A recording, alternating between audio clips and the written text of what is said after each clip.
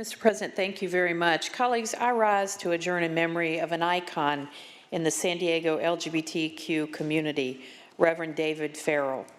Reverend David was a man of deep conviction and endless compassion. He led the Metropolitan Community Church of San Diego for 20 years, from 1975 through 95, and he remained active in the community until his passing.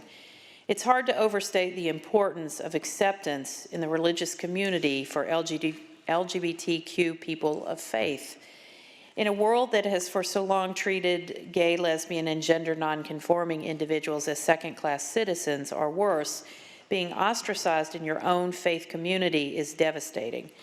It's an existential struggle that was all too familiar for Reverend David, one he undoubtedly fought privately before joining the clergy as an out gay man.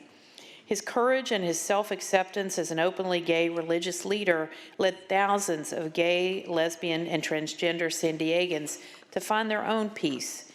I can't emphasize enough just how important this was at a time when homophobia was so deeply ingrained in our society, in our schools, in our popular culture, and in our laws.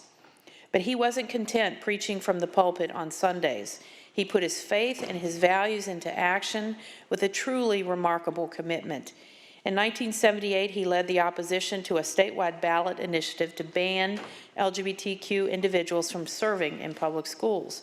And during the dark days of the early AIDS epidemic in the 1980s, he started weekend prayer vigils for patients and their loved ones. Those small community gatherings were the first in a tradition now observed by thousands of people around the world each year on World AIDS Day. He was an outspoken advocate for the civil rights of all people, a mainstay in the progressive movement in San Diego, and a familiar face at protests and demonstrations for equality. Reverend David is survived by his husband of many years, Gil Caldwell, and by thousands of congregants and friends. He will be missed dearly, so please join me in adjourning in memory of Reverend David Farrell.